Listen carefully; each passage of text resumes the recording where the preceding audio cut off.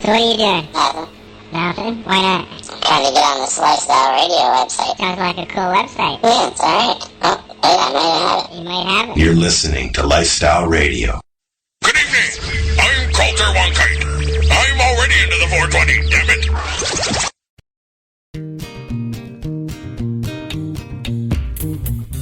You like music, you like weed, well, we gonna be good friends indeed. This is how much I like more than smoking trees.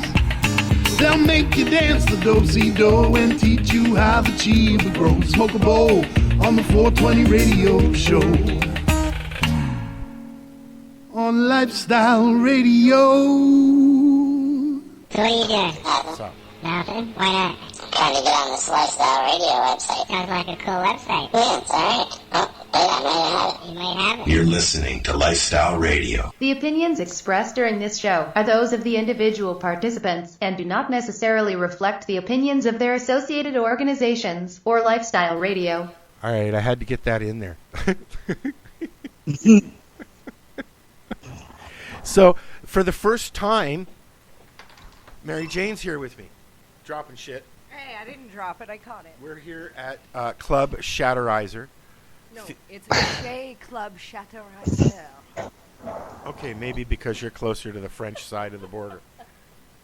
But Val's here too, and Marcel's here, and of course our guest Kelly Cush is here. And I heard, and your husband's with you too, right? Yes, co-accused, partner in crime, Tim. There you go. You know, I was just telling Mary Jane that I have 3 couple friends that are Kelly and Tim. What are the chances of that? Probably not. I know. So Kelly is here to talk about what's been going on with the Niagara Cannabis Club. Anybody in the community that is, local would know that you guys were raided a while back now, right? Yeah, our first raid was a year ago, so in May. You're still going through it. Yeah. Yet everybody else is they're getting their charges dropped here and there, and the whole Mark Emery thing's done, and a Compassion Club is still waiting in the courts, right? Yeah. I know, it's crazy. Well, they all take pleas. They're all taking pleas. So why don't you tell us, take us back to the beginning, so that I can understand exactly what's going on. Are you asking about how the club was? Yeah, take us back. You started the club and things were going along, and then all of a sudden. So in 2011, I started a Facebook group so I could help others to support them in medical marijuana, because I felt I was kind of lost and really, people didn't know where to go. So I started the support group online, and then it just grew bigger and bigger. So I opened up the club over here in St. Catharines. We had a business license for a private club, and we were open for 2.5 years. We jumped through lots of hoops for the city, doing a handicap bathroom, getting permits, air systems. Yeah, air quality. It's not like the city was not aware that you were operating a business there. That's correct? They absolutely knew. The fire marshal came in as well. We were health board approved. So the health board was also there. So. We made the medibles there, and we had to get health board approved. Yeah, so. They came in and like so amateurs, or did they just... We were operating for about 2.5 years, and we had there was other clubs that opened just at the beginning of last year. They opened and they got raided right away.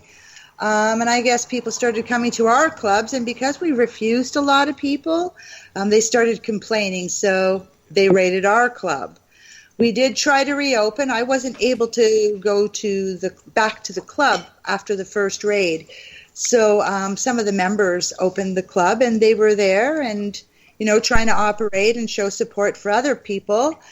We didn't only just have, like a storefront. We had a support group for people. We had a grandmaster come in once a week in teaching qigong, which is like a tai chi. We had art therapy, paint therapy, different support classes for people. And as well as bands come in, like the Killing Time band, live shows. We had a magician come in. So we had comedian night, comedy night, entertainment night. We were always doing something to give back to the community. Right. Anytime we had extra, we gave it to the local schools for the breakfast, program. So the community was well aware of what we were doing there. And after the first raid, what I did is I had a meeting with two of our counselors, like the city counselors, and they were very supportive of what we did. And they also said the city had a meeting about my club, and they were perfectly fine what we were doing. We also had doctors who sent their patients directly, and a signing doctor that we can send people directly to as well. So, we need we these showed kind of up for places. work one morning, and they boxed us in the cars and placed me and Kelly under arrest. That was the first raid. Once we were under arrest and the people at our residence were secured, they executed the search warrants on both places. Well, the first raid, there was a raid on the club and a raid on our house. And then the second raid, there was a raid on the club, there was a raid on one of our members' houses, and a raid on my parents' house. And my dad was arrested at that time as well. Your parents' house? Yeah, they arrested my dad. My dad would go to the club. He's a cancer patient, and he started using cannabis oil about 2 years ago, and it changed his life so much. As we all know, anybody that uses cannabis oil, it just, changes their life dramatically. So since my club closed, he had to actually go through chemo. It almost got him. It was just a horrible thing to watch somebody go through. So he made it through that, and he's got some oil going. So, he's fighting back. And, we've been to court 9 times already. So next month is going to be our 10th appearance. Mm-hmm. He's a medical marijuana patient. What year did the raid happen at? Like, what year was it? It was last year. Yeah. Okay. In May and then again in August. Now you guys got raided twice. Now, when they came in, did they came in like gangbusters? Were they nice? Were they friendly? Absolutely, they were nice and friendly. They were polite. They said that they made a lot of nice compliments about the way that our club was run. They almost seemed to regret what they were doing. Absolutely. Since they've been through a lot of raids previously, they've seen that our club was very different than what they've seen in other places. I remember when Com got raided down on Queen Street, and they had the video cameras on, and they showed them coming in forcefully and even knocking down a patient who was sitting in a wheelchair in the doorway. That's pretty scary. Yeah, and that could happen to us too, and I'm very glad that it didn't. They were quite polite when they came, and they said, sorry, we're just doing our job, and They didn't come in, search warrant, here we go, everybody down on the ground, Oh, absolutely not. During the second raid, I was just on my way out the door, and he walked in. There were no guns or anything like that. That's my smart-ass son coming in. Yeah, they entered, and they spoke to us like people. They didn't really... Actually, they were very nice. Yeah, they were. Yeah, there were some other issues that I really can't talk about, but they were they were very nice. Sorry, I just got a mouthful of Shatterizer. That's a good haul on that Shatterizer, I have to say. I've tried a few different ones, but that one's really good. I'm glad you brought that up, because they were just voted in Herb. They did an article calling them the best vape concentrate pen on the market. And I've been saying that for months. Hey, I said it and started a big fight when I said it, but I still stand by it. I remember that. Man, that fight lasted for days until they just finally realized that I was right. Yeah. You can't beat it. I mean, it's an awesome little rig.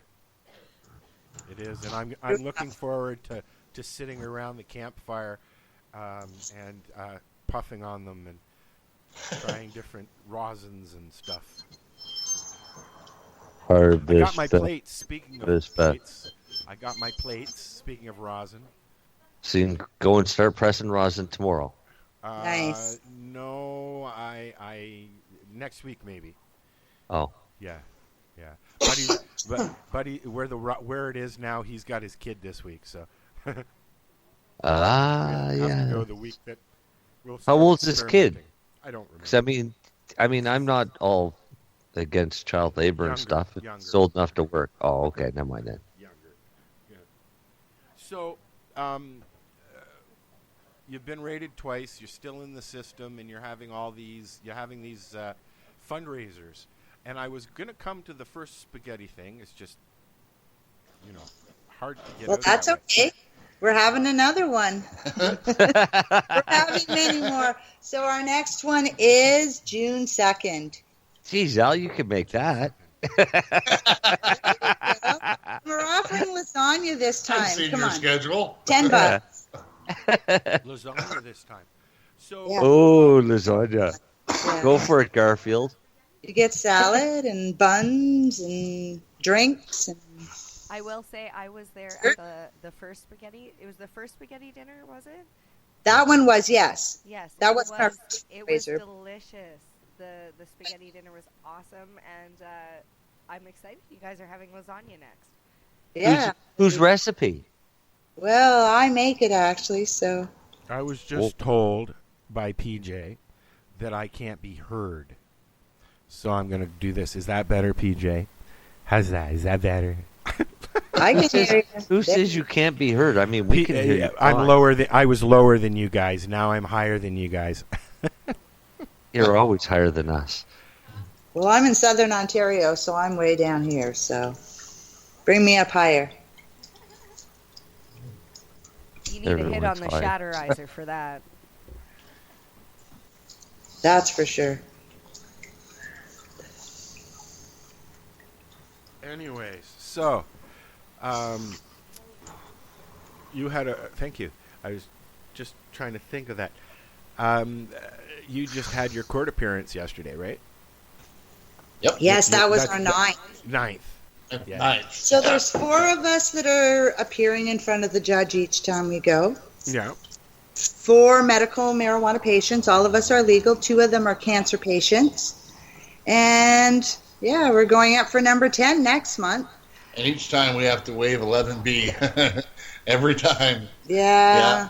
Yeah. 2 of them are trying to get lawyers, and you know what? Legal aid isn't being very cooperative about that. So 2 of them were denied, and that's why we're doing the fundraisers so we could pay for Paul Lewin. He's an awesome lawyer. He is. Yes, we've had Paul on the show actually.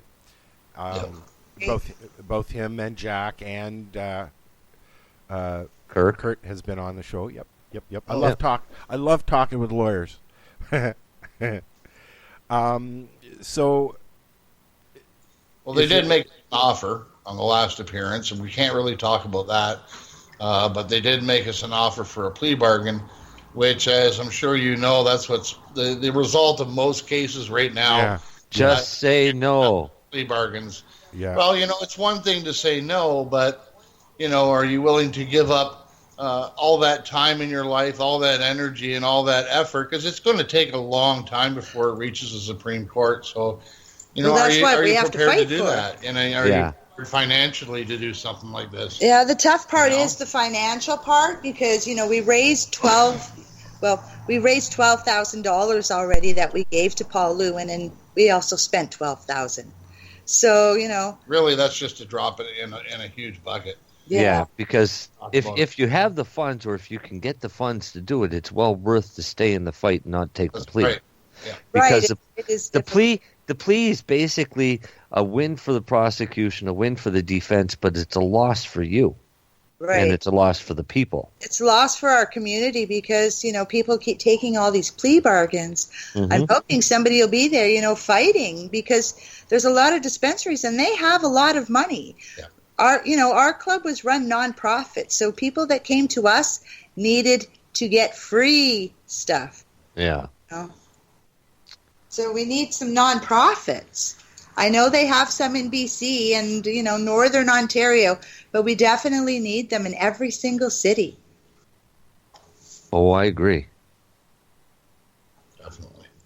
I can't believe the government's doing this for a plant. The plant should be in everybody's backyard, free to trade and use just like any of our other vegetables. And if we ever had a government that was actually talking about real legalization, this wouldn't be an issue. Yeah. No, this is about money. I think everybody's figured that out. It's all about money. Yeah. But after 9 court dates, and basically you're put off. What happened? Yeah, exactly. By the time you're charged, it's going to be legal. What happened to due process? That's the 11B I mentioned.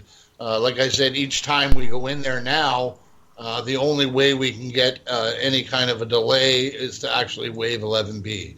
Yeah. And we have to actually state that in court. Mm-hmm. Yeah. So they're definitely covering their asses there with due process. They're not wanting a charter.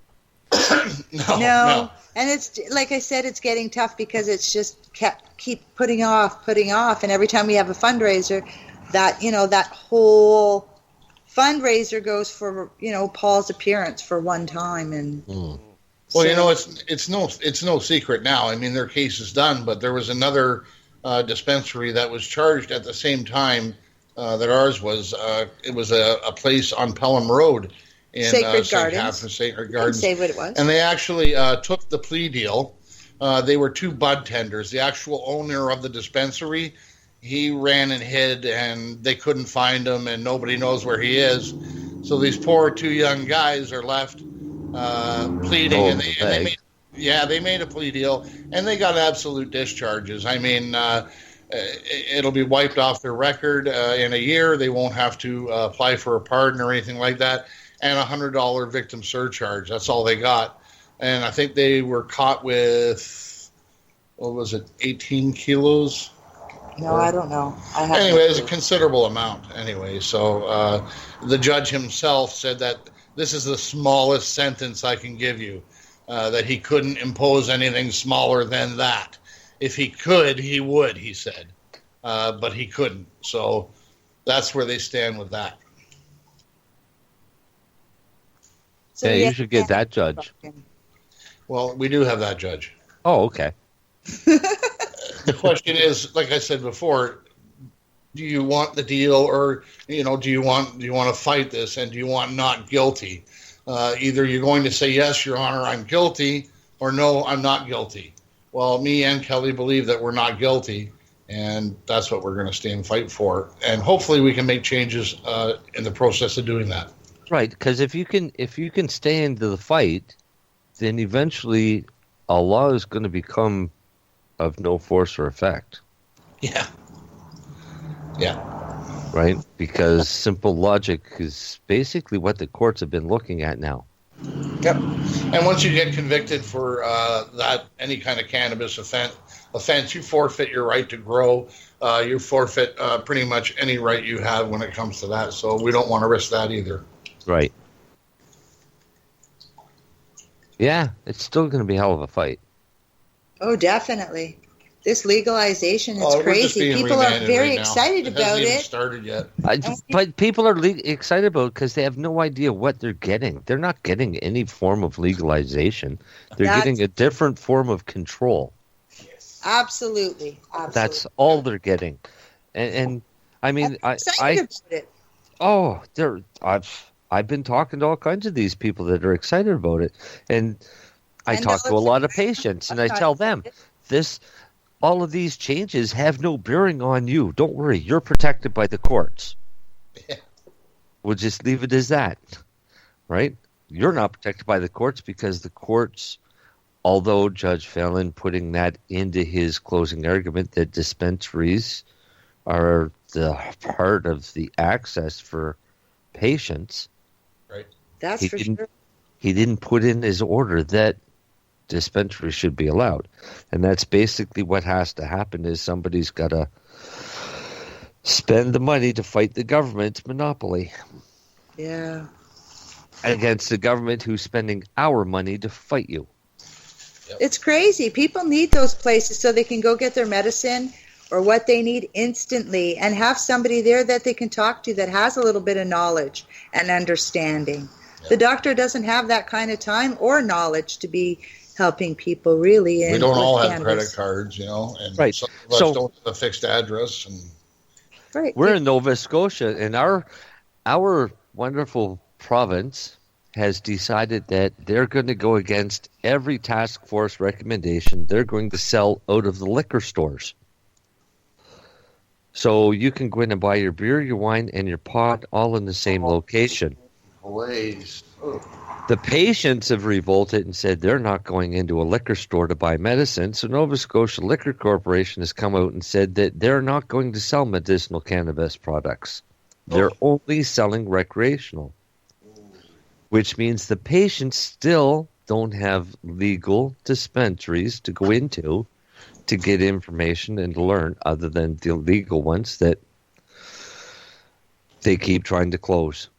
From the beginning, it was the patients relying on the other patients to grow for each other or to help with each other's medicine, and it still needs to be done like that today. And not just that, even their education on how to use it properly. It's always been patients helping patients. And it needs to continue. Healthy people don't help sick people unless they're directly affected. True enough. Yeah.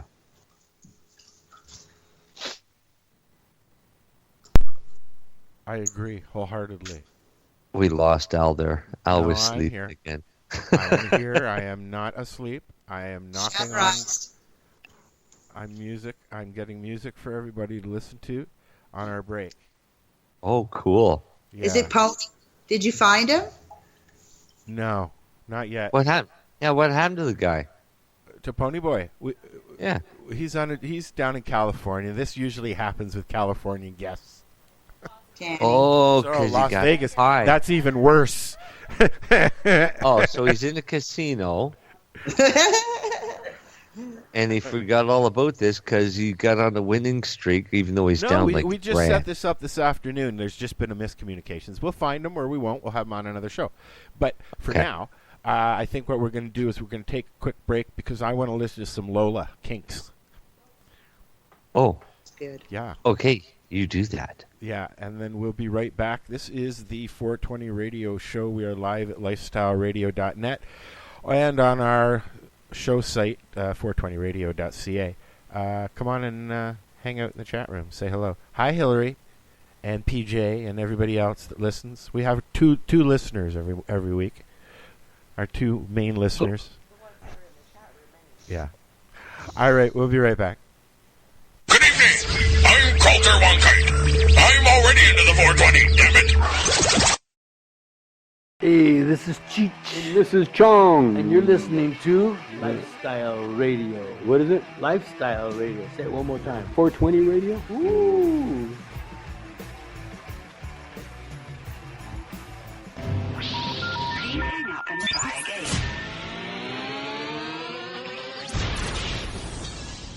You're listening to Lifestyle Radio.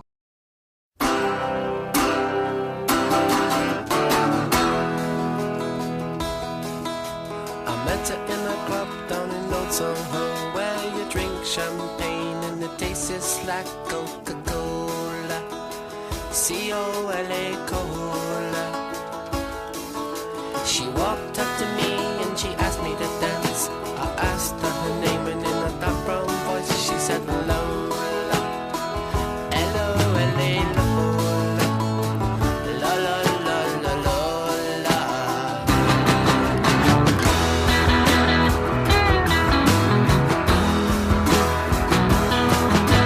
I'm not the world's most physical guy, but when she squeezed me tight, she nearly broke my spine. Oh my Lola,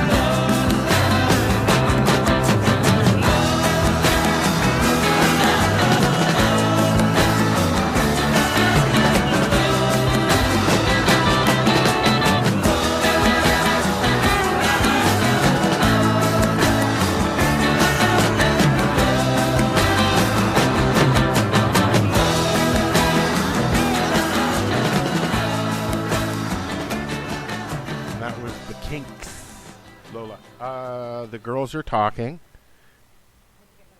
She had to get her bag. And we're still here with Kelly Cush. This is the 420 Radio Show. I'm Al. Hi, how are you? Or how high are you? I thought about saying that all night. You've been waiting. I've been waiting. So, let's get back to Kelly and what you're going through. I'm baffled how long this is taking. Okay. I know, it's just crazy. Are they? You think they're trying to make a point with you, or are they just trying to stall it out? No, I think we're doing the stalling. Okay. I think the Crown is ready to proceed, but we're having issues. Jack Lloyd was going to take my case on legal aid and actually go through the whole process on legal aid, but I was denied legal aid. And Kelly's father also went through a process and was also denied legal aid. On what grounds? Well, for him, it was. Now he got to understand who Ernie is. He's a wonderful elderly gentleman that could never hurt a fly. And they denied him, and he's on pension and all of that, and they live in a little apartment. And he was denied based on the combined income of him and his wife being slightly over the allowed limit that they put on you to get legal aid now. The more I hear about the cases involving legal aid in cannabis, the more I see something that I don't like in that. But, yeah, he was denied too. So was I. The other co-accused, Amanda, was given legal aid. She has retained Vijay Singh as her counsel in Niagara, and she's right beside us. Excuse me. Mr. Singh is right along with the case. He's taking his lead from Paul Lewin.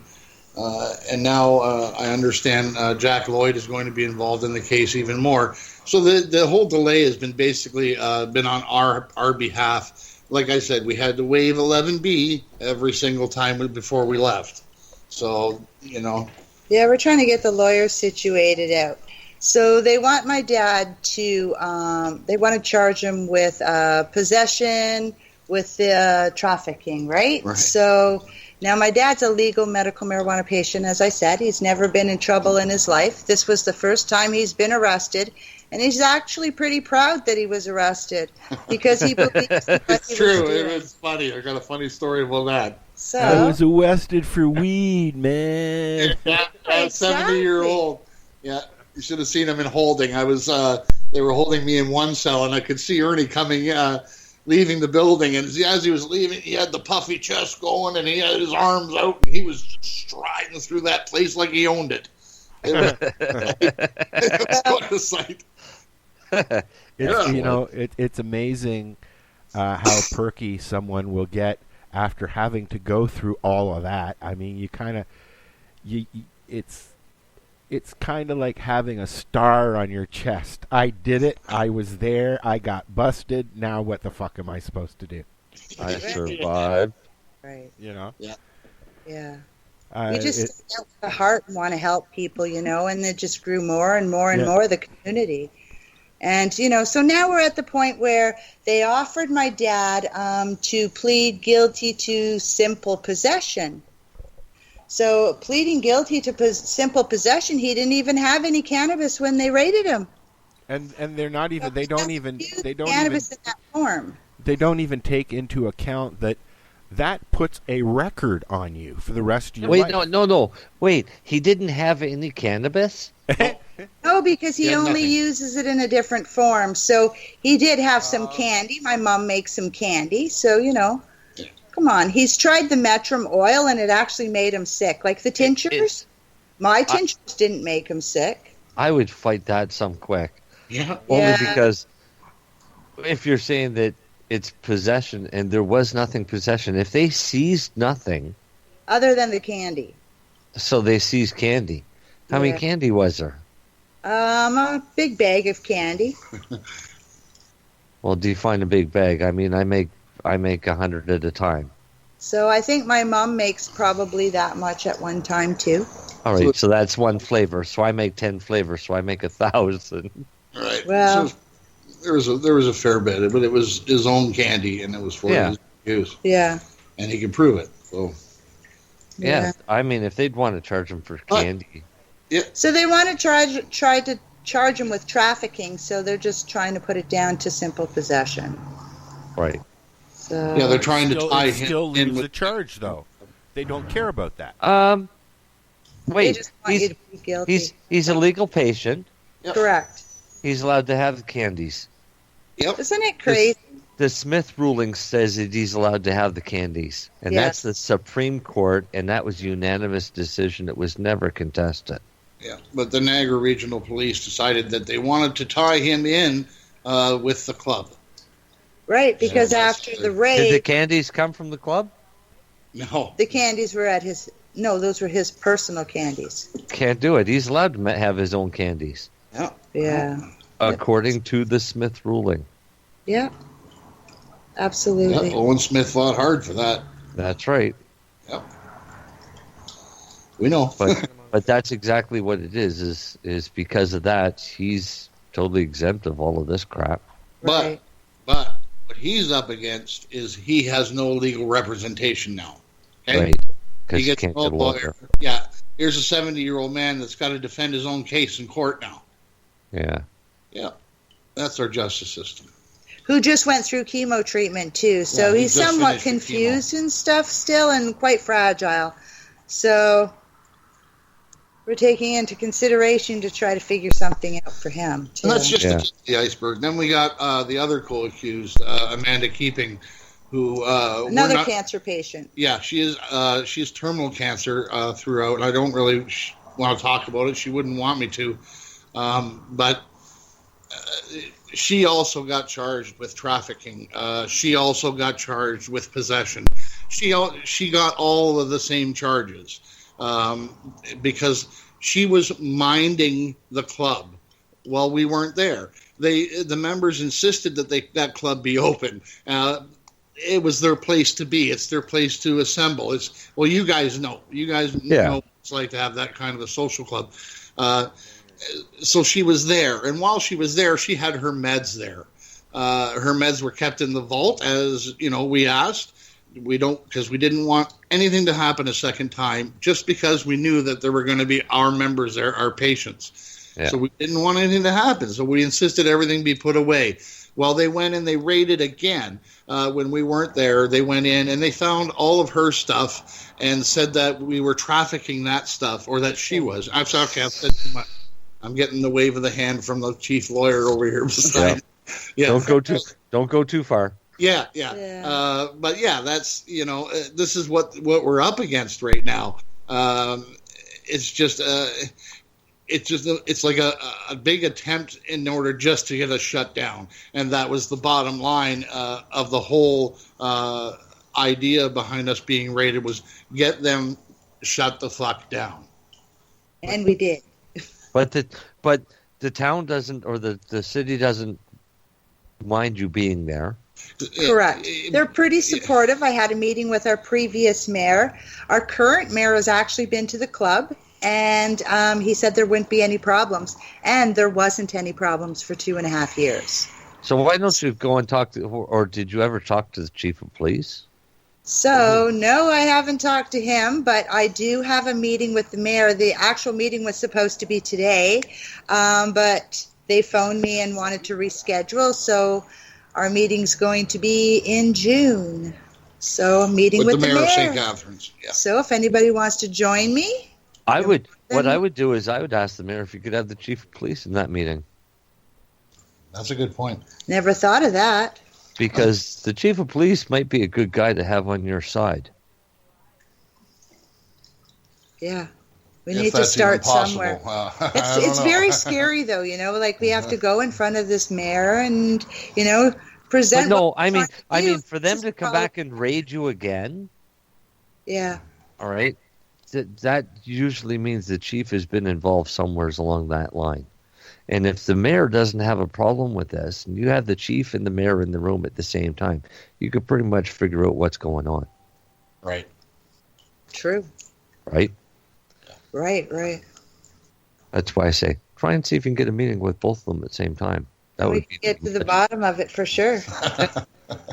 I'm sorry, but I'm just a slimy bastard that thinks like this. So I'm just trying to give you every option that's available. Yeah. Would have never thought of that one. So I stay busy as a consultant. So Well, like we said, once we were fine when we operated alone in the city, but two other places opened almost simultaneously, and they both sold to anybody who walked in. Now, I got nothing against that, don't get me wrong, but they opened the door to some younger people that shouldn't have, and the complaints got back to the Niagara Regional Police, and they shut them down immediately. I don't think the doors down the street were open for 9 days before they shut them down. really? That quick? Yeah. but Yeah. they still left you alone. Yes. And Okay, then, so here's what happens is cops are like everybody else. Cops are lazy. They don't go looking for work, right? Seriously, they don't. I mean, humans are a lazy species. We don't look for extra work. Cops don't look for extra work. They don't go, oh, there's a dispensary. I'm going to go and get all my buddies and we'll go raid this because then I'll look good. No, they don't give a shit. But if somebody complains about it, then they have to go and respond. That's why they're rather upset a lot of times when they go in and do these dispensary raids, because they know that the dispensary is doing a good thing. Right. But the problem is they've got a job to do, and they have to do that job because somebody bitched and complained about it. Right. which is The issue comes down to who complained. And they never have to divulge that. Well, I was just going to ask you that, Marcel. Aren't they? Don't they have to tell you who the complainant is during the trial? No, confidential. Nope. Ah. No, because it's not even a matter of that. Because nobody's successfully ever gone to court and said, bring the victim in because I want the victim of what I'm doing on the stand. I get you. Right? Yeah. Mm-hmm. If it was any other crime, you could have the victim. Yeah. And you could question the victim. But with cannabis, there is no victim other than the monetary value of some corporation now because some little dweeb in a suit decided to privatize this shit. Right. Absolutely. Yeah, it sucks. Excuse me. Yeah, I mean, I was always under the impression that when you're going through a trial, there are some facts that you need to know and that you have the right to know. But I guess that's changed too now, eh? Well, even at pretrial right now, we have two people with no lawyers, and, I thought we were supposed to have representatives, no matter what. Everybody has a right to a lawyer, except for when you're standing there, I guess. What happens when you get turned down for legal aid? Like, what's your next step? A judge can order it. No. Yeah. Okay. Yeah. Really? Yeah. A judge can order representation. And there's been cases where judges have gone out into the hall and grabbed a lawyer and paid them. Okay, that's like a duty counsel thing. That's Pretty much, yeah. Yeah. But everybody is entitled to representation. Right. Yeah, Right? you're absolutely right. You can have So a judge can order it if the judge decides that it's warranted to order. Yeah. Okay. But in order to get representation that you choose, you really have to have the cash to fork over. Yeah, you're going to pay for it, and you're going to pay a sum up front as a retainer. That's for sure. Right? And a retainer, in some cases, can be your house.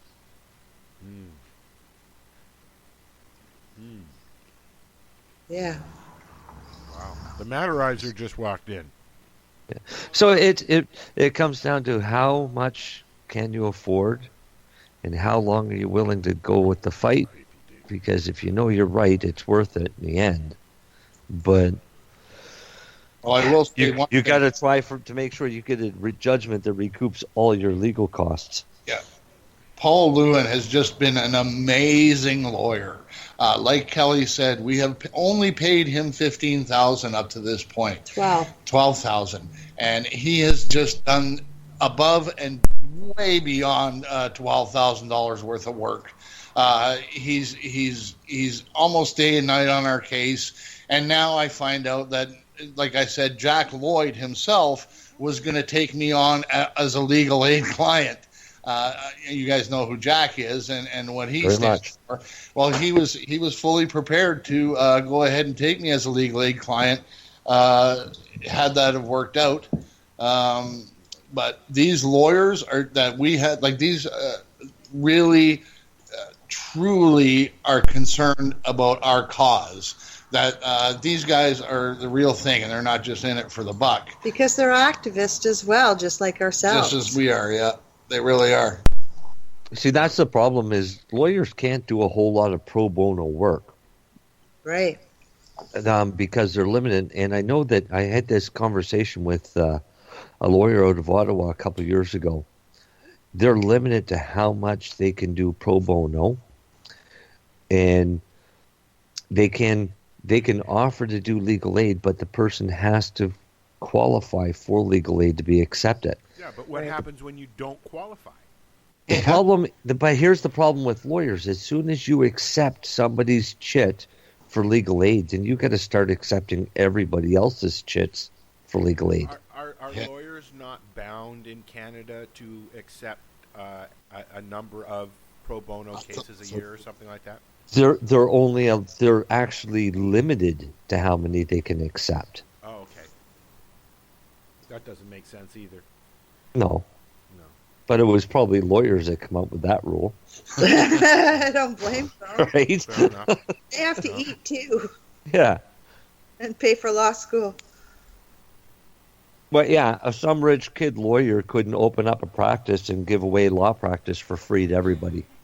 Well, I mean, you generally don't go into the business of giving your business away. No. Like some people. No. Giving things away too much. Some people over do and give over away and too over much. again. We all know that. But they make lots of friends.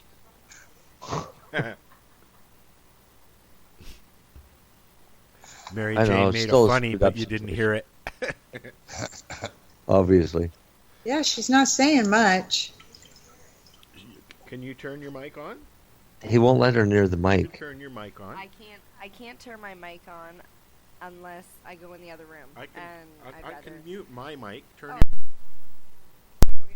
Oh, she's going to get changed.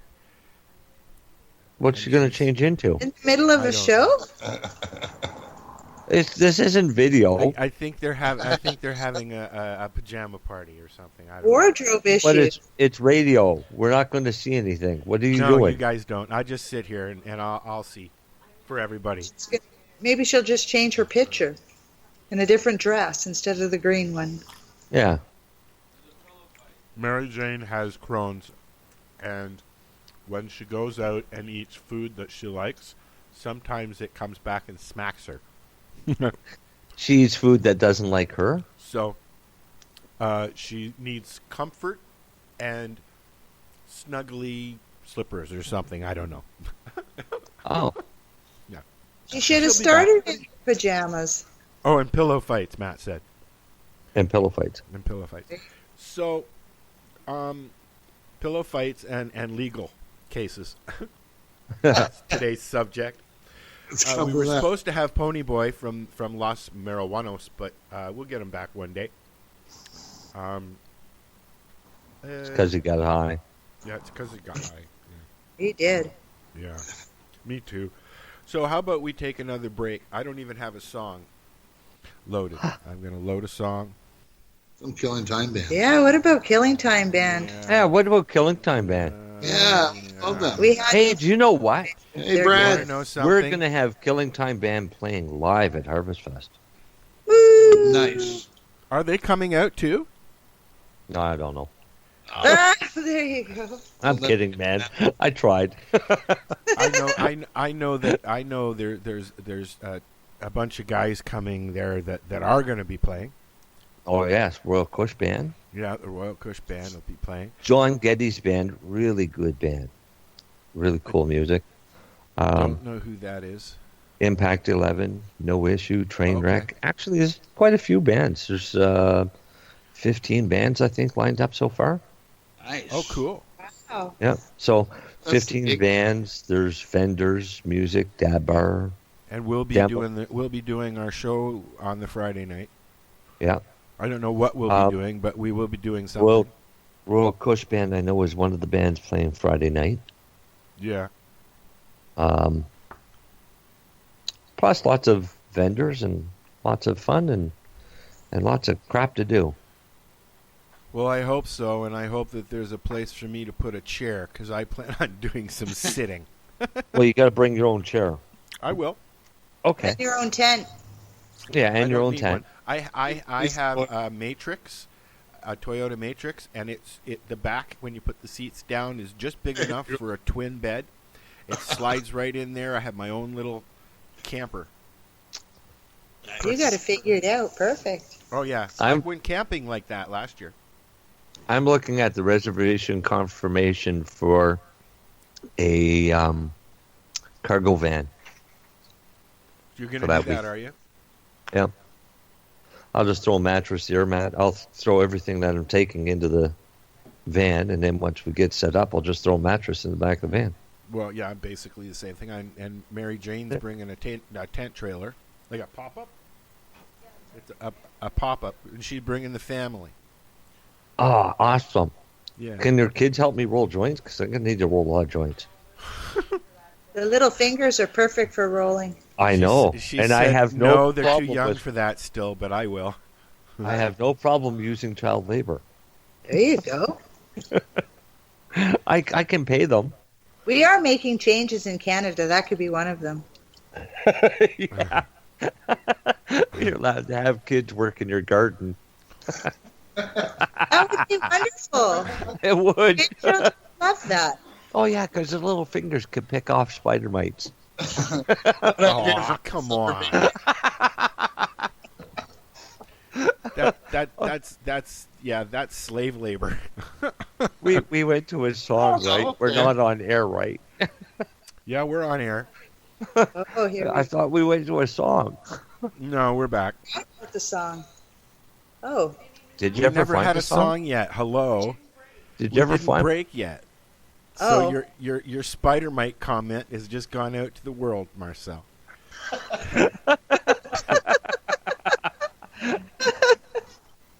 Hey, we had some guy say that. Mary Jane said this is she feels this is a teaching moment, Mary Jane said.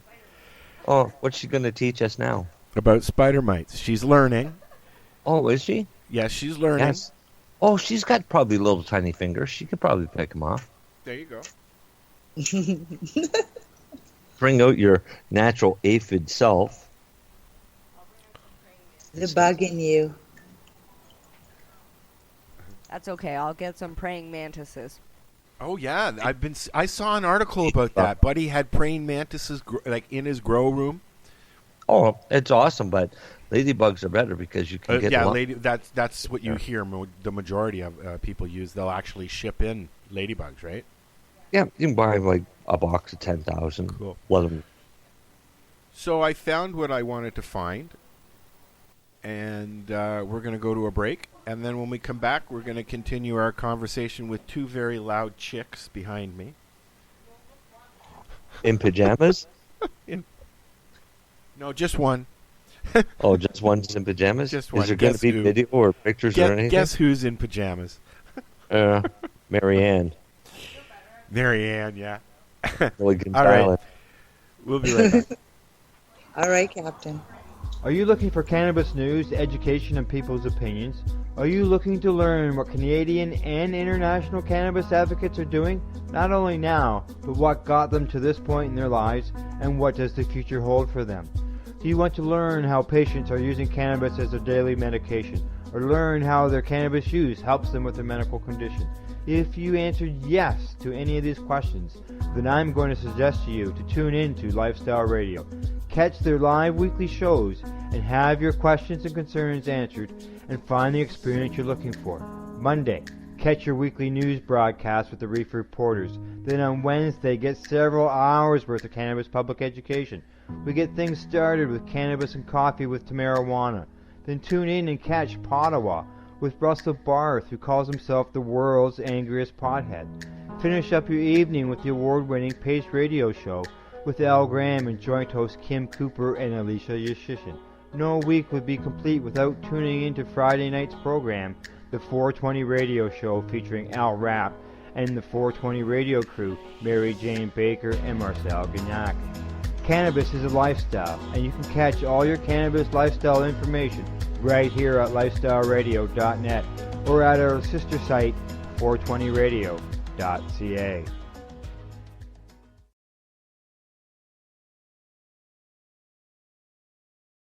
You're listening to Lifestyle Radio.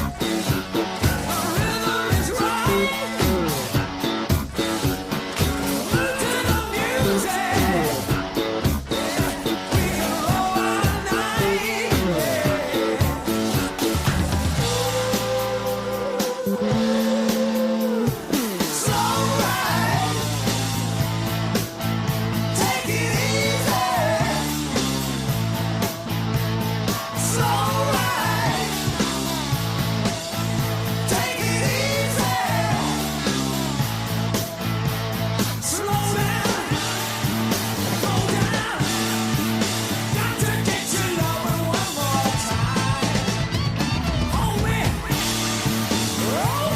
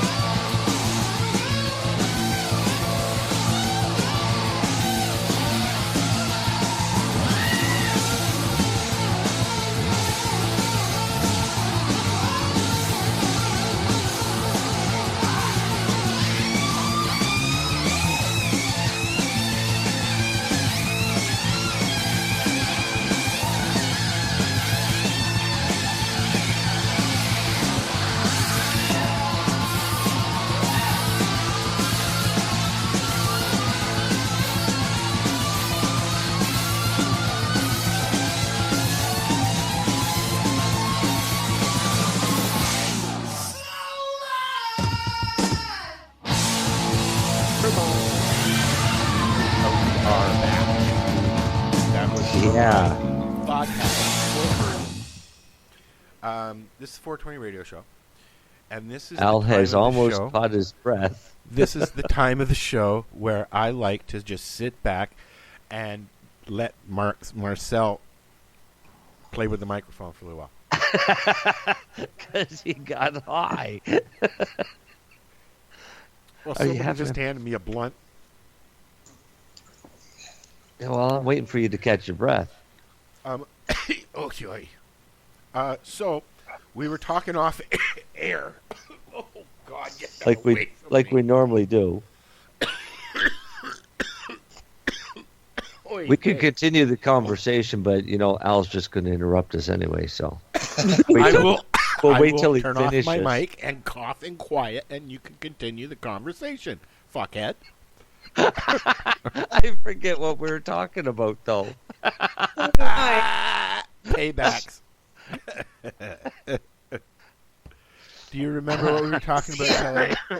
I remember what we were talking about. And what we were talking about is the fact that Niagara needs some help. Yeah. Oh, absolutely. We need some help. And they need some help both with donations, but with 420-friendly venues to host fundraisers in.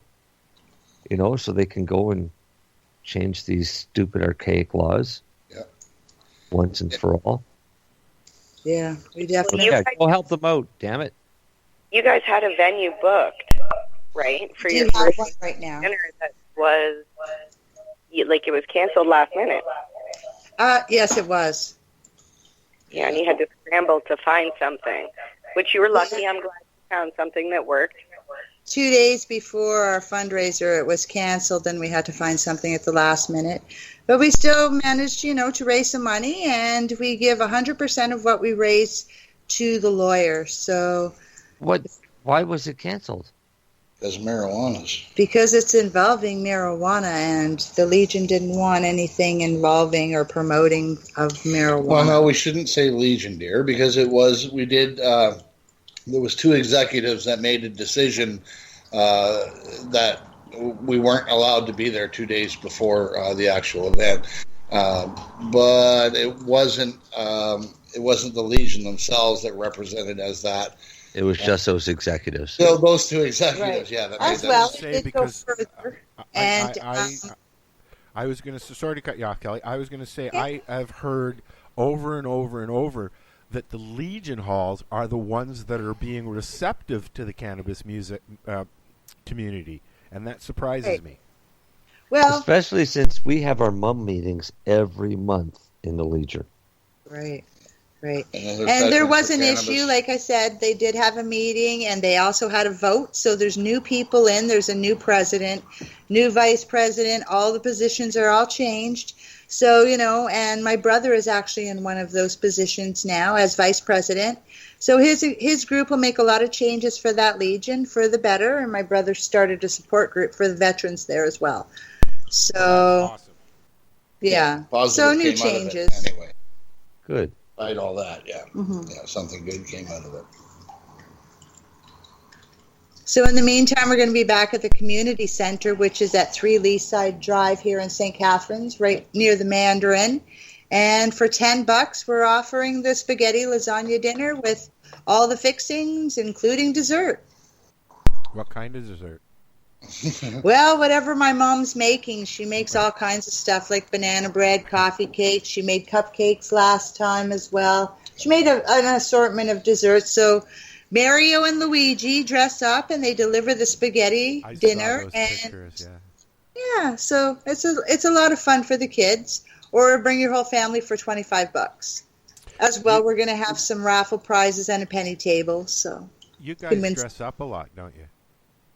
Yes, we have a mascot. We love wearing it. We have a lot of fun. Yeah, Healy the Leaf. I'm sure you must have seen him at some point. At the Hamilton Police Department protest, I was standing in front of Kelly, and I didn't even know it was her in the Leaf. Yeah, that was me. Yeah, that was me. Until I said to her after, like the next day, I said, "Was that you in the Leaf?" And then I seen Mario and Luigi What other costumes do you have? So that's the ones we have.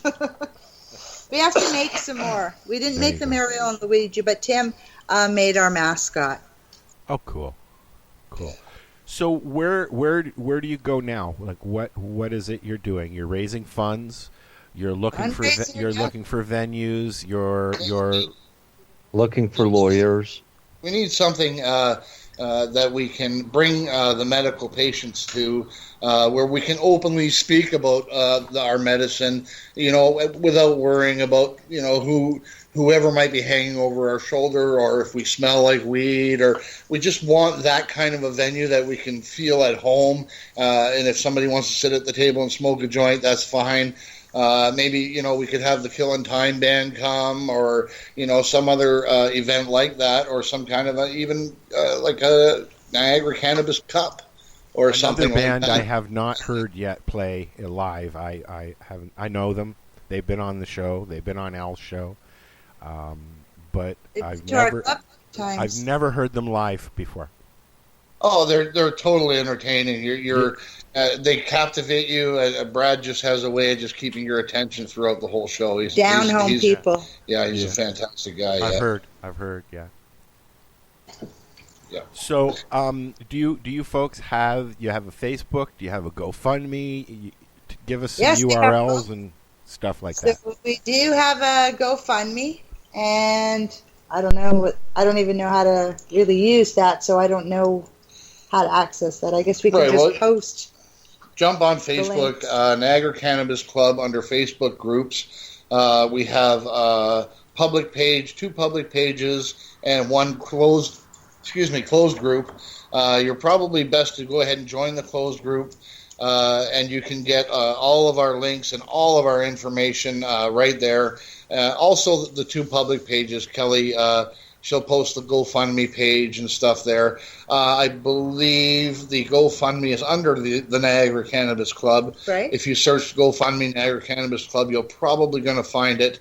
Any help that we can get through that is just going straight to the lawyer. I just want to make that perfectly clear that in no way are we taking even $1 of this money. I know the theory that, yes, people need to be paid, but we're living fine. I mean, me and Kelly, we don't want a lot of things in life, and what we have, we're fine with.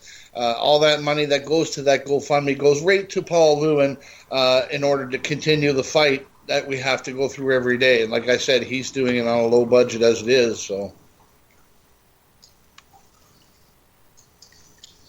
Dead air. Thank you. Shatterizer. Yeah, Anybody everybody's raving about those, aren't they? Prizes too. We're looking for some raffle prizes for, the tables as well. Yeah, if any head shops out there are listening and they want to donate a bong, or they want to donate a vaporizer, or anybody, any maybe medicinal shops want to donate something, anything. Let me tell you, Tim, I'm sitting here with both Val and Matt from Shatterizer, and they'd like to donate one to add to that. Oh, awesome. Woohoo! Love that. Yeah. I'll let you guys talk about that off air. Perfect. Thank you. We appreciate that. And off air, maybe what you should Matt do just is said give me make your it address. 2. 1 black and 1 silver. A pair. Nice. Yeah. They're having trouble deciding which ones they like better. So I think we should put a quiz. What do they call it? A poll. Yeah, a poll. Yeah. The only polls that I usually like is down at the strip bar. The one on the corner of the stage. Marcel, did you fall down? What? No. How's your not smoking my cigarettes? But I'm thinking what I should do is get their address from them, because I think Cannabis could probably send a few things to their.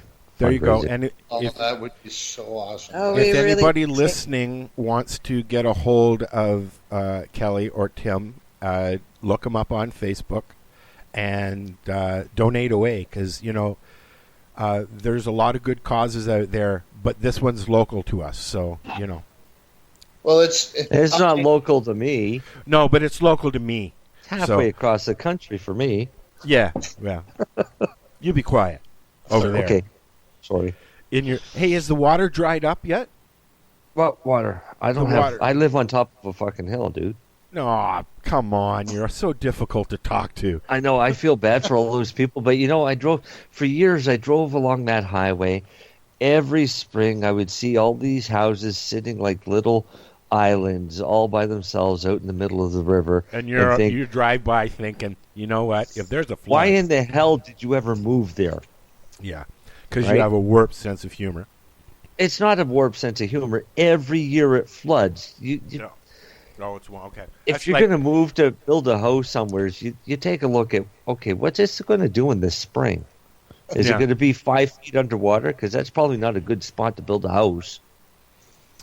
My friends lived up in Paisley, and there's a whole area down by the river, by the Saugeen, that floods every year, and it's usually just the field where is the Rotary Club campsite. But a couple of years ago, it flooded right up into the backyards and front yards of a lot of houses. And when that happens to you in your community, it's difficult to watch because people are That's rare, though, because that's those floods that only happen like every once in a while. This happens every year to a lot of these houses. Yeah. And they think that it's not going to get us. But it gets them every year. Yeah. And it's gotten them every year since they've had houses on that river. Wow. Same thing at the Grand River here in Ontario. Same thing. Yeah. Really? The houses were built there 100 years ago, and it flooded then. But people still kept building the houses because they figured, I can just sell this because it looks nice, and I'll sell it in the summertime. It's like building a house on a hill, dude. You build a house underneath a volcano, and then a volcano happens. Mm. I think it's living it's death-defying to be able to say I lived through that. I guess has something to do. Oh with no, it. I mean, if I'm going to build a house somewhere, I'm going to really take my time to pick a location. I'm going to build a house on a hill. I built a house at BC where I can see mountains. I actually talked to geologists before I built a house in BC. Okay. To find where would be a stable place. If I'm going to invest money into a house, I want to be in a stable place since I'm living in an earthquake-prone zone. So they told me the best place. Where is a stable place now on the Earth? Pardon? Where is a stable place to live on the planet now? Well, there's no stable place on the planet anymore. The planet's just going to fall apart. Well, you could move to Australia, but you get attacked by a dingo. Well, yeah. Or a shark. Or a shark. They'll probably have land sharks soon. Or a croc. Land sharks, yeah. Oh, man. Knock, knock. Who's there? Land shark. Yeah, land shark. Land shark. Open the door. Oh, dear, it's for you. Mary Jane, help you. That's when Saturday Night Live was Saturday Night Live back then. Right? John Belushi, yeah. That whole they're touring Second City, the original, the surviving original cast, and they're doing the Bob and Doug thing, and they're doing the Floyd thing, and all of that, and improv, and it's like. But there's no John. He was a big part of Second City back then. The show, I mean, right? Yeah. But it might be interesting. I don't know if they're still touring, but they were. Yeah. So. I'll find out. I was just looking at the website. I'm not sure if they're still doing it or they've just finished. It's one or the other. I'm eating chips. What's everybody eating for munchies? We're still smoking. We're not eating yet. Pretzels. Matt's got his Shatterizer and a pen in his hand. Oh, another doobie. Was that a moon rock? Nope. Moon Really rocket. Blue number 4. Yeah. I'm Yeah, alternating between. It's good that we only have a half an hour left because, after you smoke one of those things, you're kind of like, "Brrr." I've been alternating between Gorilla Glue number 4 joint and Some of that a couple weeks ago. Some Super Silver Haze rosin in the Shadowizer. Ooh. So this is fun. Laderize. We have Splat. to decide what strains we're going to experiment with, Matt. Yeah. I'm really excited. Now, what I decided to get, Marcel, was I got dual pin plates. Okay? I would hope, yeah. 4x7 dual with two pins in one plate. 4x7 and how many ton? 10. Right? Don't put more than 5 grams in at a time. I wasn't going to. I figured a quarter at the most. That's Right? 7. What did I just say? Yeah. Don't put more than 5. Oh, we're going to put a quarter. Okay. Well, I said I was thinking that's not a joint. That's a cigarette butt. It's okay. I get my shadow. All right. Well, okay. We won't put more than 5 grams in that at a time. Why? Because your surface there, you don't have as much pounds per square inch because you've got a much larger surface area. Okay. All right. So then go with a smaller quantity to give you that press a little more. Which makes sense. Pressure per square inch. Yeah. I don't know. All I have to buy now is the square. What square? And, the little form thingy. Oh, pre-press? Yeah, the pre-press. Yeah. That's all I have to get now. If it's nice sticky bud, you can pre-press a lot of it in your hand. Okay. Almost like hash. Now, is there real? Do you guys make your own rosins and stuff, Kelly? We mainly stuck with the RSO and the tinctures. Okay. I'm enjoying the rosins and that I've been making tinctures for a few years now. Mm-hmm. And, tinctures work really well, especially if people are scared of extractions. They can control it. It works quickly as well. And that's one of the reasons why I'm investing in all the stuff to squish properly, because I really notice the difference. Even though it's a sticky, it's harder to get into whatever pen you're using, but you really notice the difference between absolutely no chemical, right? No salt, and then processed. Yeah, right. I'm sure some terpenes get destroyed during a solvent process. I mean, they probably do through the pressing too, as well. Yeah, some terpenes do get destroyed during the press. Really? Why? Yeah, because of the heat. Because of the heat, for sure. Oh, okay. Some of the terpenes can vaporize at really low temperature. Yeah. But the 200 mark is the safe mark, right? Yeah. 200, 220? I don't know anything about 250? Really? For your press? Now, when does 223 is decarboxylation. Well, that's what I was going to say. When does it start, and when does it get to the point where it's burning things off? 223 for 30 minutes. Yeah. So 200 is a good safe number. 200 is a safe number in the squisher. Yeah.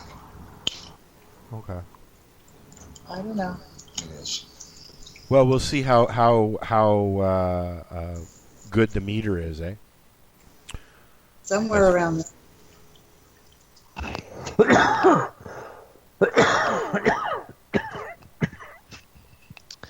Anywhere from 200 to 300.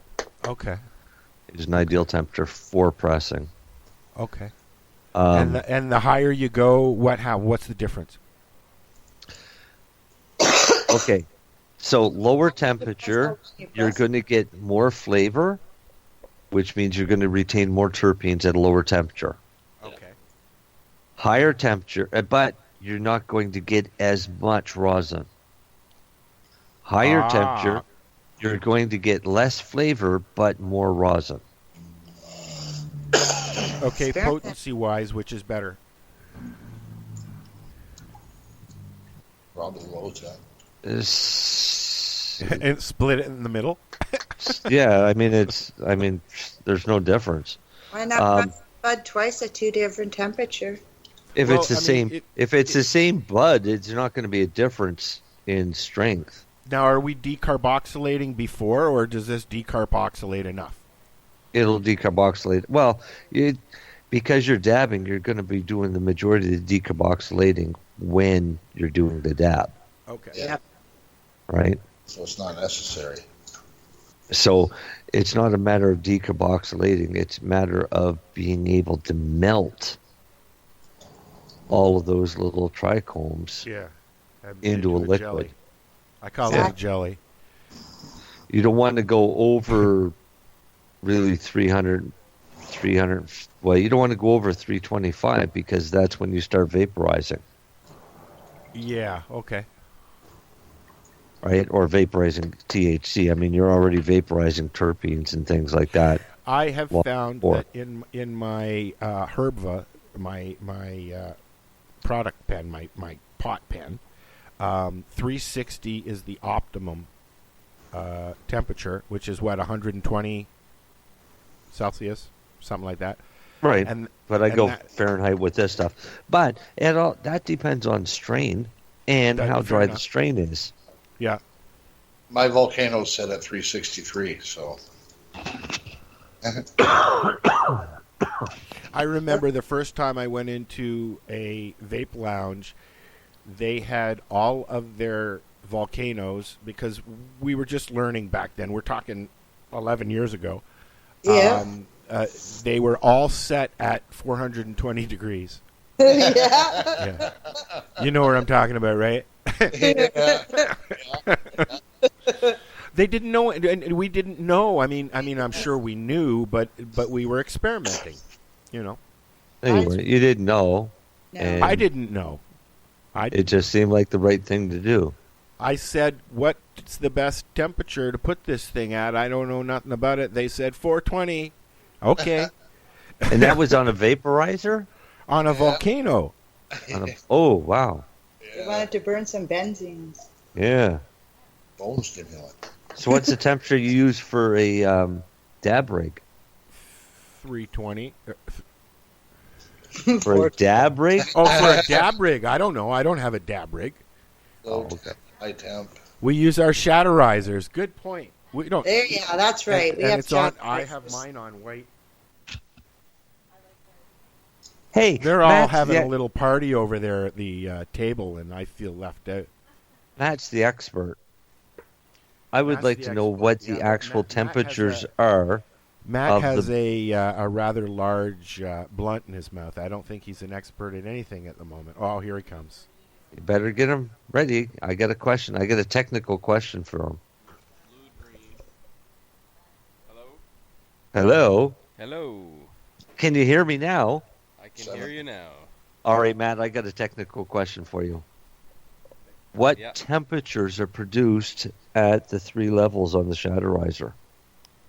Yeah, okay, well, that is a good question. Isn't it? I thought it was an awesome question.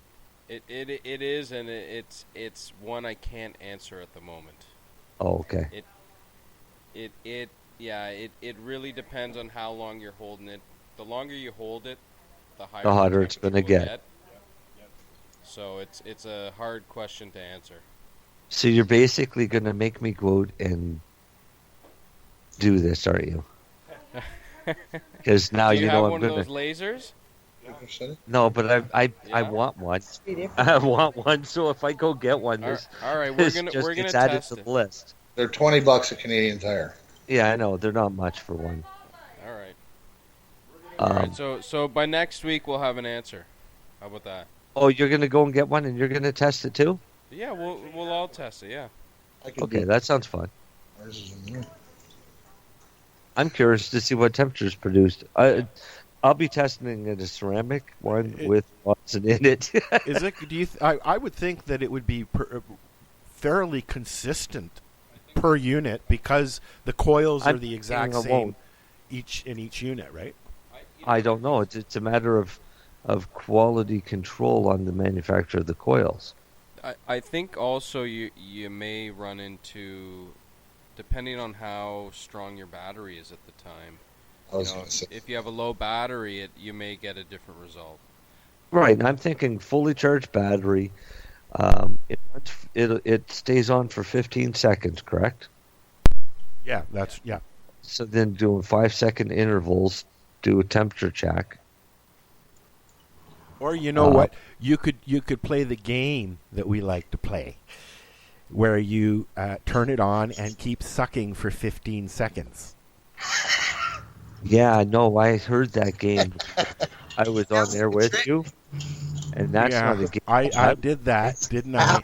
And it didn't work out. So I almost blanked out. We were standing outside. Yeah, I know. We kind of lost you for a bit there. And yeah, that's not a game I'm interested in. Yeah, that's right. You feel free to play that game. I took that big toke, and then we got bumped offline, and I had to run back in. I remember that. That was a buzzkill moment, man. When you guys come down, you guys feel free to play that game all you want. All right. I can't read I'll even that. find It's others too to small. join in. Matt's going to tell us what we're smoking. Blue Dream Bud with THC distillate and some God's Green Crack Keef. From Fukushima pre-rolls. All right. Fukushima. Cool. Fukushima pre-roll factory. Fukushima should make a donation. They should make a donation. Yeah. The Moon Rockets. Moon Rockets all around. Yeah, there you go. What do you think these, what are these worth when you buy them? Moon Rocks? I think they're about $20 each. Moon Rockets. This is Moon Rockets, sorry. What are Moon Rockets? Yeah, it's a pre-roll. Oh. It's got sprinkle on it. It's got, Moon Rocks. Moon Rocks go for it's a large 25 blunt. to $35 a gram here. Well, Oh, yeah. Naomi showed us how to make one of those. I can't wait to smoke it. Spark it up. So I want to, since we're at the rambling stage. Oh, you were rambling, but yeah. What was that? Yeah, what? Sorry, I just cleared my throat. Did you just say we weren't rambling? Oh, I said you were the one rambling, but go ahead. Ramble, and then you rambled. Then again, go ahead. I wanted to make sure that Kelly gets another second to tell people where they can find her and get a hold of her and help out, donate, whatever. Give the address. I'll give Website. you the address offline. So your website. Well, our website was taken down. Oh God, So why? we're doing all our stuff through Facebook. So Why was your website taken down, if you don't mind me asking? I don't know. Well, after the club just was raided, gone. they took it down. Are you? You see that Who was- doesn't make sense. Who was to your me. website host? Oh. My business partner who ran away. Oh, okay. Yes, he ran away, and he wasn't in the midst of getting arrested with the rest of us. Yes. Facebook is. Yeah. vital. Isn't he afraid? Wait, isn't this guy afraid that you might just go? But wait, we were just an employee of such and such. Sorry. Yeah, you're right. Yeah, I mean, like, why not? Never thought of that. He ran away. He did. He ran away. He must be guilty of something. Yeah. After the first raid, he did try to open up and continue, but he was trying to do the Reiki healings and hiding behind that and pretending there was no cannabis club, and that wasn't working out very well for the patients coming there. They didn't really like that. So, yeah, he took off just before the second raid, and so be it. Wow. Left you holding a bag, huh? That's okay. Yeah. We'll Or figure the it out. baggie, proverbially, to. Hey, yeah. I see what Left you you did. holding the baggie.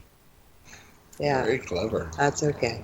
I have other questions regards that, so I'll just keep my mouth Go shut. for it.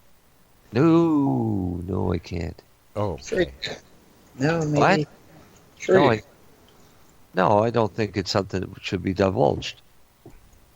No divulging. But I think that it could be very beneficial for you if he ran away and there was assets owed. Karma. Karma. Karma always works. We have to focus on, moving forward and doing what's right and, standing up for the medical patients. We can't get lost in this legalization. It's so ridiculous. There'll be more charges. I won't be standing alone in court. There'll be more and more people there. Legal medical patients are the ones that are getting arrested. Oh, what Over was it and I over and just over saw? again. Yeah, and Mary All Jane across says it's Canada. only going to get worse.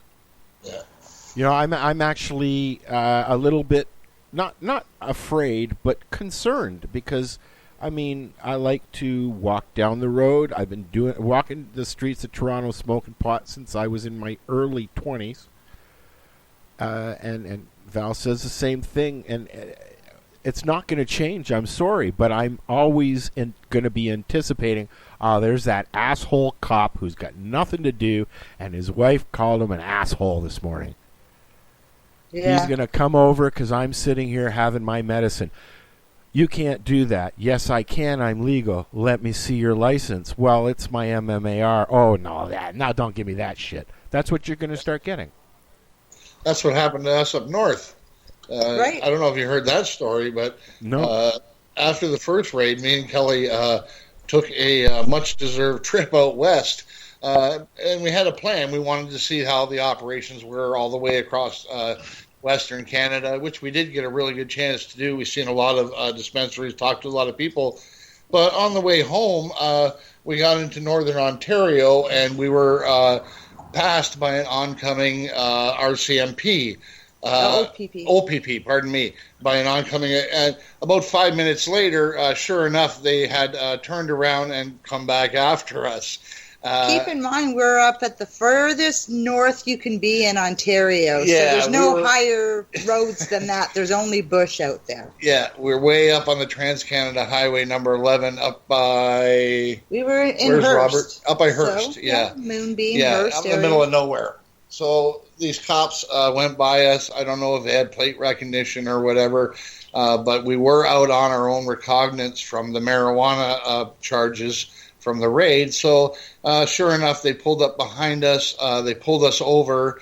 The police officer wandered up to the driver's side window, and as Kelly rolled down the window, he said, yeah, I pulled you over because you were doing 112, and all of a sudden he stopped and he said, whoa, do I ever smell marijuana coming out of your car? Well, of course, Kelly had to produce her license. Which is my pink paper, the MMAR that you were talking about. Yeah. So he goes back to the car, shows the lady cop, and she comes over to the car. She asked me to get out because she's putting handcuffs on me. Yeah. They placed Behind Kelly my in back. handcuffs, Threw me placed her in the back of the car. I think it was about 95 degrees. It was really hot So that day. It was hot. just really hot. Oh, my gosh. And they closed the windows on her, and she was sitting in the back of the police car while I was standing beside her in handcuffs while they proceeded to search our car.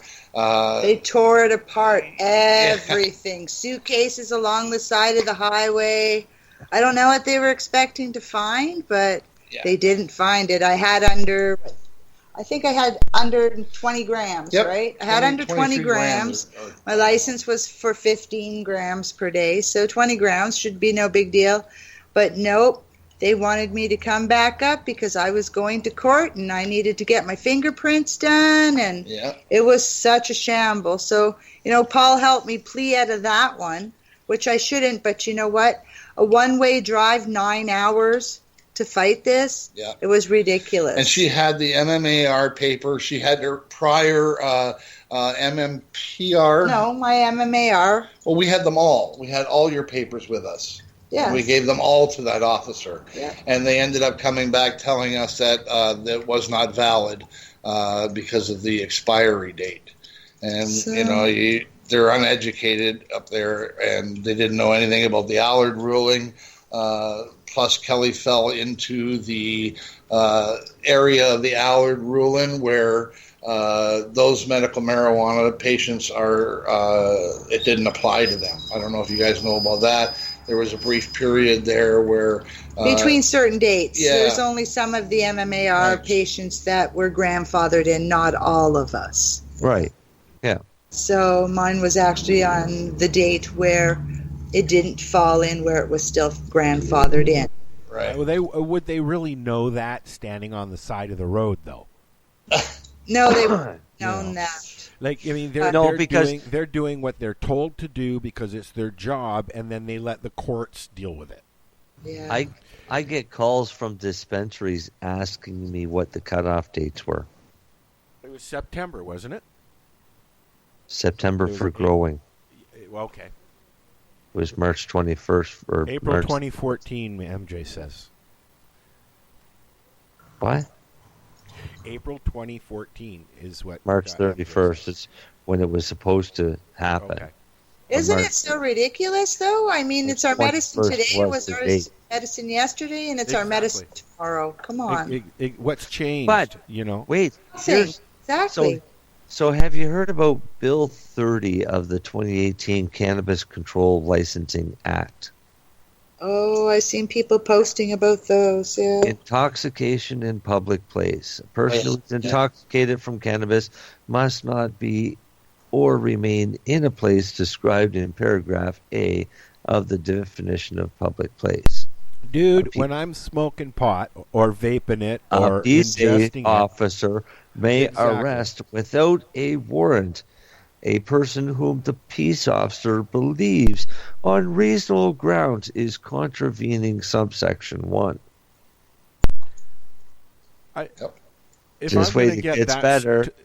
If I'm going to get that high, I'm going to be sitting on my couch or relaxing on a beach. It's I'm not going to be causing issues and chasing people and threatening them and any place. So public place means any place to which the public has access as of right or by invitation, express or implied, whether or not a fee is charged for entry, and B, any vehicle or boat located in a public or in a place referred to in paragraph A or in any outdoor place open to public view.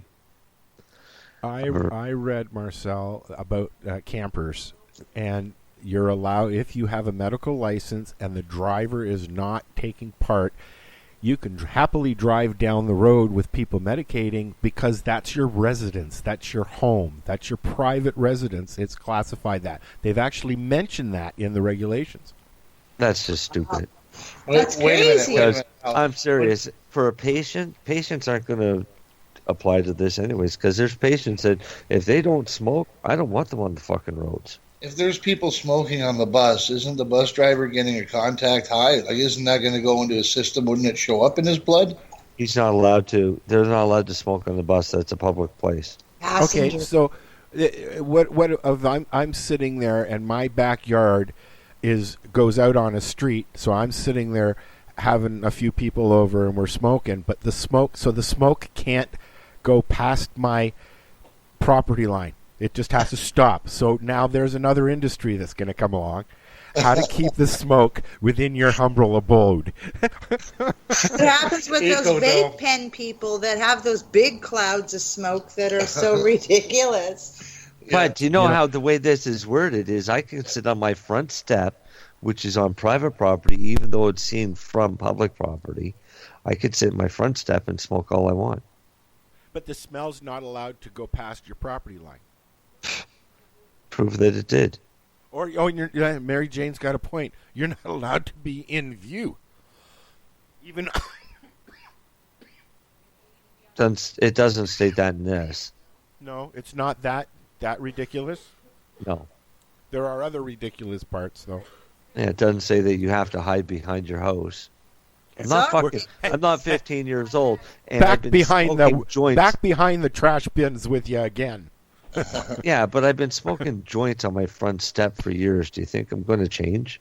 You know what? I used to sit on my front lawn in Mount Forest, which was right downtown, and at 3 o'clock in the morning, I'm sitting there smoking joints, and cops would go by and wave to me as they went by. I had one cop saying there, "How you doing, sir? What you up to?" I said, "I'm sitting here smoking a joint with my dog, Hugh," and he just kept driving. Yeah.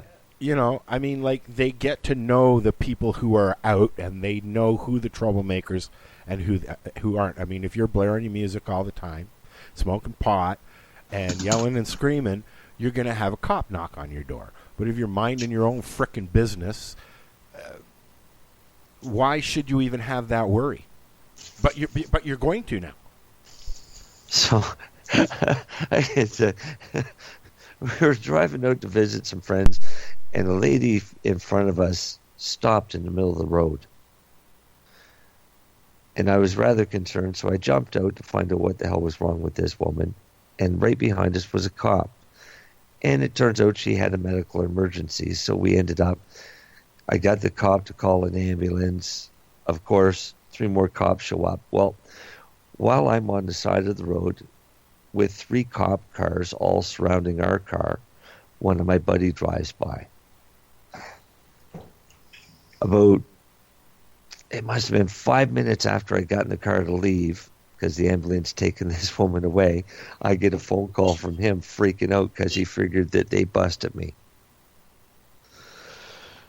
I said, "Oh, just being the good Samaritan that I am." I sat there looking out my window one day onto Islington, watching a ride go on, okay, for about an hour.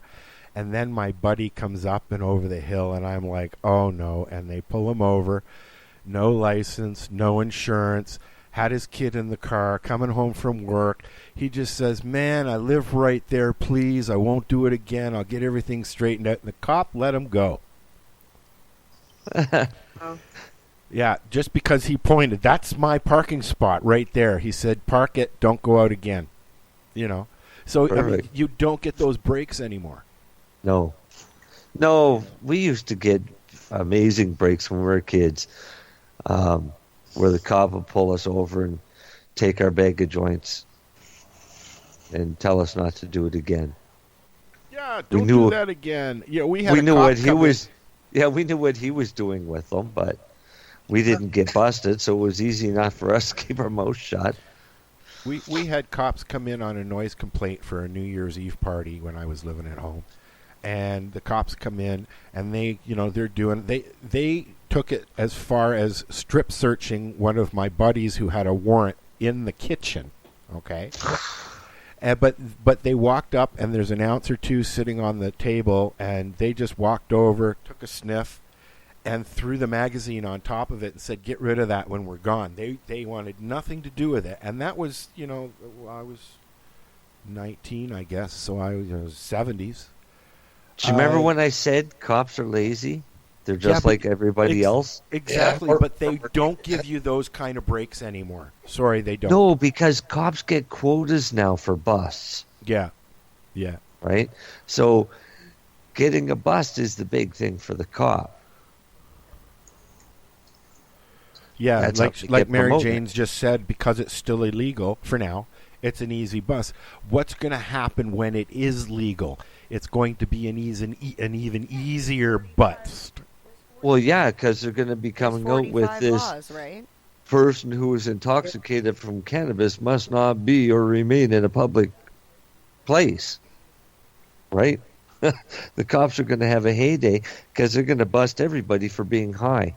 What's the date of the announcement? Do we have any date yet? No date. No. Why not? When's the next election? You really think they're going to take it that far? I mean, I think he'd love to. But he keeps saying that it's going to go. We're not going to hold back. It'll be this summer. Don't worry, blah, blah, blah. And then you see an article, oh, no, now he says he's not going to. Then he says he's going to. I mean, it's like a frickin' roller coaster from hell. Just sitting here waiting for the Senate to do their job, right? Oh, because it has no effect on me as a patient. I would like to see it waylay until he fixes the medical fucking program. Yeah, that needs Seriously. fixing big time. They've said Because they're not touching it's it. the one that, I know, it's the one that's broken. We don't need a program. It's a plant. Yeah, exactly. We need people to understand the difference between legalization and repeal. You know what I need people to understand is my feet hurt, and cannabis makes that stop. Okay, and Mary Jane gets very sick when she eats spicy food that doesn't agree with her, and it, or all kinds of food, she says, and it takes her out sometimes for days. Hold on, she wants the mic now. Did you wash your hands? Oh my goodness. Ignore him. You better wash your hands. Okay, so sometimes, like, I don't even know how I'm going to feel within the next hour or two. So I need cannabis, whether it's in the form of an edible or my vaporizer or just a joint, you know? And who is someone else to tell me that I can't medicate with a plant? I'm not harming anybody. I'm actually making things better for myself and, you know, medicated for others' protection as well. So, I don't know. I don't think it's a bad thing. Did you vote for Trudeau? I have no comment. I do not like our voting system. I wish he's the one that said vote that you for, can't like, have somebody it. locally and then choose for who you want to run in, you know, like the whole shebang, I guess. True. Because, like, I went in to vote. It was the first time I ever decided I was going to vote. And I went in and I wanted the liberal guy for my town. I wanted the conservative guy for my... Oh my god, I'm too high to explain this. I wanted the liberal guy for my town, but I didn't want Trudeau to be the head guy, right? But unfortunately, you have to choose one way or the other. You can't choose one for one and one for the other, right? So I had to choose what was right for my town. So you wanted the conservative to be the leader, but you wanted the liberal to, but you wanted a liberal to be your representative. Yeah. I don't know. I'm not very, like, educated when it comes to the way politics work, but I just think it's confusing to begin with. So what happens is, if a liberal wins as the prime minister, that means that the liberals won the majority of seats, which means that all of the ridings that were NDP, Conservative, and Green get squat because the Liberal government is going to give it to the ridings with the Liberal. Why do we have to do it this way? It doesn't make sense to me. Because that's how they've decided to break the system. Well, the system sucks. Sorry. Well, the system was broken. And on that note, I'm going to pass the mic back. Yes, on that note, we have to wrap things up. Yeah, they broke the system on purpose. So you would question it years later. They did something, that's for sure. Mm-hmm. Now, who are they? They are the powers that be. They are the man. I like that question. That's one of my favorite questions. Who the fuck Who are they? If I told you, then I'd have to kill you. So, you want to once again tell people where they can find you, please, Tim? If you're not too medicated. I'm getting there. You can find us primarily on Facebook. Excuse me. Facebook groups under the Niagara Cannabis Club, or you can find our closed group, just Niagara Cannabis Club. Just join that group and we'll sign you up quick. Or you can like the page. You can get pretty much all the information that you need about contacting me or Kelly on that page. And, you know, it's a great group. It's a good bunch of people. We're all patients, you know, and that's pretty much the only way to get a hold of us, really, at this point. After Until the we show, figure out some more media. yeah, we're working on an Instagram and some other things too. So when that goes, that'll be great. But after the show, Kelly will give you our personal address in case anything comes through and somebody might want to make a donation. As well, cash donations could be sent directly to Paul Lewin in Toronto. That's right. Paul's our email is... Wait, he doesn't... They just need to Google. Oh, yeah, okay. He's very easy to find. Right. Toronto marijuana lawyer, Paul Lewin. Yeah. And I guess that's about it for contacting us, right? Yeah. Well, And you know what, guys? Work on our fundraisers. You got your work cut out for you, unfortunately. But I mean, a challenge is a challenge, and thank you for accepting that challenge. We're going to hang in there as long as we possibly can. Yeah. We can't do it without some help, though, so hopefully some people will come forward and help us, give us some ideas of what to do. Yeah. Yep. Well, we're here, and we're sharing your stuff when you post it. So. Thank you. Thanks, guys. I don't know. MJ asked if you had any coins left. Yes, I do. I have 2 different cannabis coins. They're $10 each, and they're made of copper. They're really cool. I post them occasionally. I got mine. They're amazing. Yes. Mary Jane has one. Cool. Bring some to Harvest and Fest. so that money goes to the kitty. Everything does, including the art that I post. We do some art, and all of that money goes towards the lawyer, too. And Kelly is actually using her own money to, as much as I speak my opinion against it, she uses her own money to fund this stuff. She goes out, she buys those coins and has them specifically done for her. She goes and orders T-shirts. She does all the posters and everything, and nobody's paying for this except for her. Well, no, other people do. I mean, there's Some other people do, volunteers that, they'll buy the paper plates and, whatever else we need, right? So we all work together. Plus, we're setting up our nonprofit, so if anybody's interested in, working on a local nonprofit with us, we would appreciate that as well. Somebody's breaking up the joint here. Oh, a sneeze. I'm not used to having people around me. Obviously. Talking to shadows now. The what? You're talking to shadows? I'm talking to shadows. I'm listening to shadows sneeze. Ooh. Did they get any on you? No. Okay. Oh, it was over the shoulder. Just skin by my face. I don't know what's happening next week other than the Indigenous Cup. What you got going on? Who, me? Yeah. Next week I have no idea. Me either. No, I don't think I have anything coming up other than staying busy. And getting ready for, gardening. Harvest Fest. And gardening. And gardening. Yeah. Yeah. You cleaned out, you washed all your lenses and all that? Lenses? On your cameras. Yeah, get those cleaned up. I haven't Go started over there those with a yet. squeegee. Actually, I use a broom to get the spider webs off them. Oh yeah.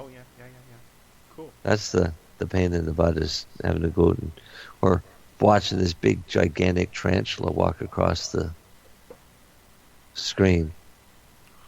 Looks monstrous. On that creepy note, we're going to say goodnight. Thank you, Kelly and Tim, for joining us. Anytime. Thank you. And good luck to you guys. Yes, it's been a blast. Everyone have fun. Peace, love, and hippie shit. All that other stuff that Becky used to say. Say goodnight. Good night. Good night. So what are you doing? Nothing? Why not? Trying to get on this Lifestyle Radio website. Sounds like a cool website. Yeah, it's alright. Oh, You might have it. You're listening to Lifestyle Radio. The opinions expressed during this show are those of the individual participants and do not necessarily reflect the opinions of their associated organizations or Lifestyle Radio.